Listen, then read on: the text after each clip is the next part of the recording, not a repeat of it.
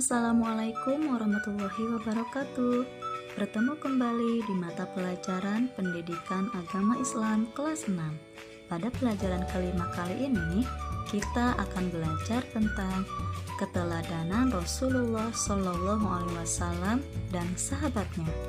Jangan lupa sebelum belajar berdoa terlebih dahulu ya. Mari kita amati gambar-gambar berikut ini. Gambar yang pertama, ada dua orang anak sedang mendengarkan nasihat orang tua, dan gambar yang kedua, seorang anak sedang berpamitan sebelum pergi sekolah.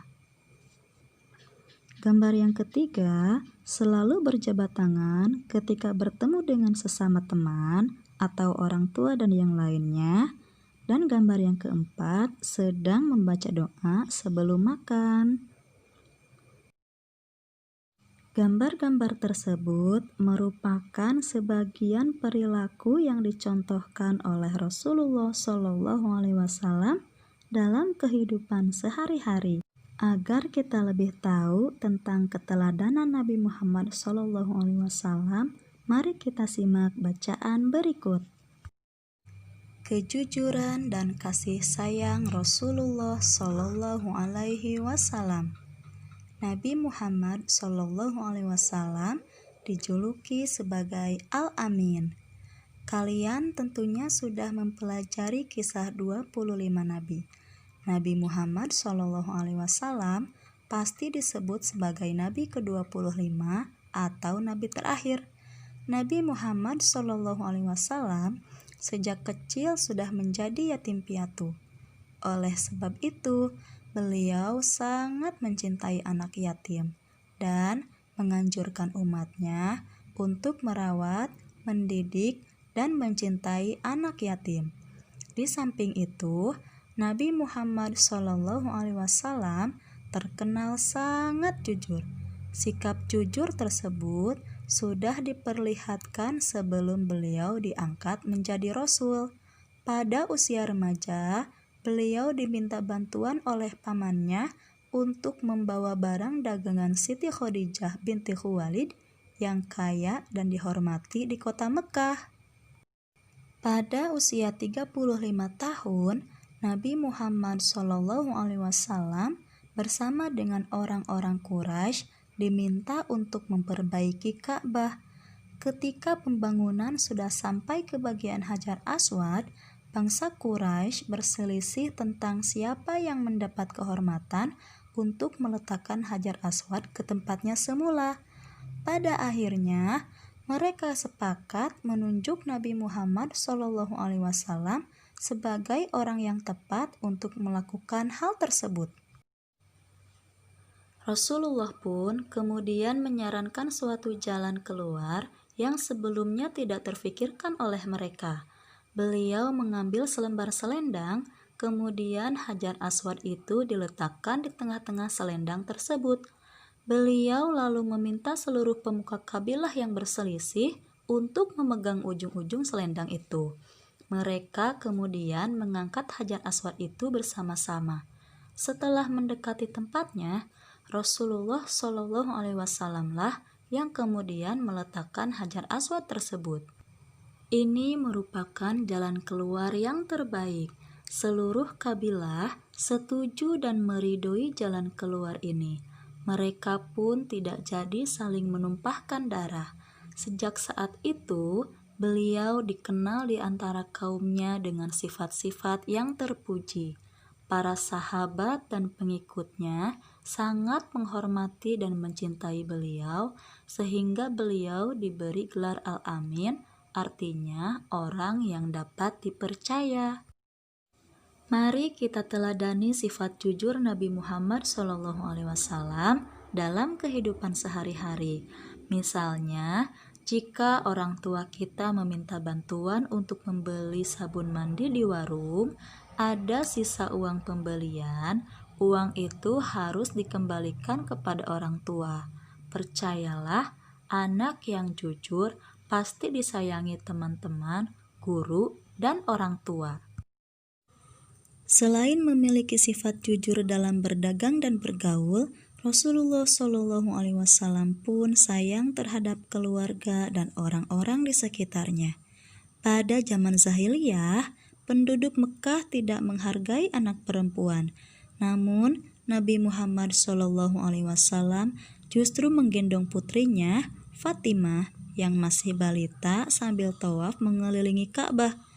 Begitu pula setelah Fatimah dewasa dan dikaruniai anak, Rasulullah Shallallahu Alaihi Wasallam menyayangi cucunya yang bernama Hasan dan Husain, sebagaimana dikisahkan dalam hadis beliau yang artinya sebagai berikut. Nabi Muhammad Shallallahu Alaihi Wasallam mencium cucunya Hasan bin Ali radhiyallahu anhu, sedangkan di dekat beliau ada Aqra bin Habis. Aqra berkata, "Aku mempunyai 10 anak, tetapi aku tidak pernah mencium seorang pun di antara mereka." Mendengar hal itu, Rasulullah Shallallahu Alaihi Wasallam memandang Aqra, lalu bersabda, "Barang siapa tidak mau berbelas kasih, maka ia tidak akan mendapatkan belas kasih." Hadis riwayat Al-Bukhari dan Muslim. Selain hadis di atas, hadis Rasulullah Shallallahu Alaihi Wasallam mengajarkan pula untuk hormat kepada orang tua, seperti dalam hadis yang artinya sebagai berikut. Aku, Ibnu Mas'ud, pernah bertanya kepada Nabi Shallallahu Alaihi Wasallam, amal apakah yang paling disukai oleh Allah Subhanahu Wa Taala? Nabi Shallallahu Alaihi Wasallam bersabda, mengerjakan sholat tepat pada waktunya. Aku bertanya lagi, kemudian apa? Nabi Shallallahu Alaihi Wasallam menjawab, berbaktilah kepada kedua orang tua. Aku kembali bertanya, lalu apa lagi? Nabi Shallallahu Alaihi Wasallam menjawab, jihad fi sabilillah. Hadis riwayat Bukhari dan Muslim. Rasulullah Shallallahu Alaihi Wasallam tidak pernah menyakiti hati orang lain. Hal itu dapat dibuktikan dalam hadis beliau yang artinya, barang siapa yang beriman kepada Allah Subhanahu wa Ta'ala dan hari akhir, maka hendaklah ia berkata yang baik atau diam. Hadis riwayat Bukhari dan Muslim. Kepedulian Rasulullah Shallallahu Alaihi Wasallam bukan hanya pada ibadah seperti sholat, tetapi beliau pun peduli terhadap lingkungan hidup. Hal itu tercermin pada perilaku beliau antara lain sebagai berikut. Yang pertama, Nabi Muhammad Shallallahu Alaihi Wasallam sangat hemat dalam mempergunakan air. Itu dibuktikan pada anjuran beliau agar tidak berlebihan dalam pemakaian air dalam berwudu. Kedua, Nabi Muhammad Shallallahu Alaihi Wasallam mengajarkan agar tidak melakukan kerusakan di muka bumi ini. Tahukah kalian, Nabi Muhammad Shallallahu Alaihi Wasallam diutus oleh Allah Subhanahu Wa Taala sebagai rahmatan lil alamin atau sebagai pembawa kasih sayang bagi alam semesta ini. Tentunya kalian ingin tahu lebih jauh apa tujuan Nabi Muhammad Shallallahu Alaihi Wasallam berdakwah? Tujuan dakwah Nabi Muhammad Shallallahu Alaihi Wasallam adalah untuk mengubah keadaan masyarakat jahiliyah menjadi masyarakat yang sejahtera berdasarkan agama tauhid, yaitu agama yang meyakini bahwa Allah Subhanahu wa Ta'ala adalah Tuhan yang Maha Esa. Misi kedamaian dan kesejahteraan hidup tersebut bukan hanya bagi bangsa Arab ketika itu, tetapi juga bagi seluruh alam sampai sekarang dan akhir zaman. Nabi Muhammad SAW selain mengajak kaumnya untuk mengutamakan kemurnian akidah dan selalu menyembah Allah yang Maha Esa, beliau juga menanamkan akhlak terpuji yang membawa kebaikan manusia hidup di dunia hingga akhirat. Salah satu sifat terpuji yang dapat kita cermati ketika beliau dan pengikutnya hijrah ke kota Madinah adalah beliau mampu menanamkan sifat persaudaraan antara kaum pendatang atau muhajirin dengan kaum Ansor, sehingga mereka saling menolong untuk menciptakan daerah yang tertib dan aman. Di samping itu, masyarakat berperilaku sopan santun sesuai ajaran Rasulullah SAW. Sebagai umat Nabi Muhammad SAW, kita harus menjunjung tinggi ajaran beliau, Misalnya, kita menghormati orang yang lebih tua dan menyayangi orang yang lebih muda. Kita berperilaku sopan dan bertutur kata santun terhadap orang tua, guru, dan masyarakat sekitar. Juga, kita menjaga lingkungan kita agar selalu bersih, karena kebersihan adalah sebagian dari iman.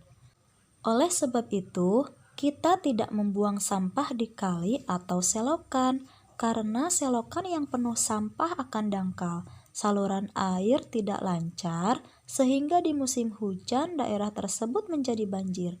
Kita harus peduli terhadap lingkungan sekitar untuk kebaikan diri dan orang lain. Kita harus selalu berperilaku sesuai ajaran Rasulullah SAW. Demikianlah keteladanan Nabi Muhammad SAW yang patut kita contoh dalam kehidupan sehari-hari. Adapun tentang kepemimpinan sahabat Rasulullah akan disampaikan pada video selanjutnya. Terima kasih sudah bergabung. Assalamualaikum warahmatullahi wabarakatuh.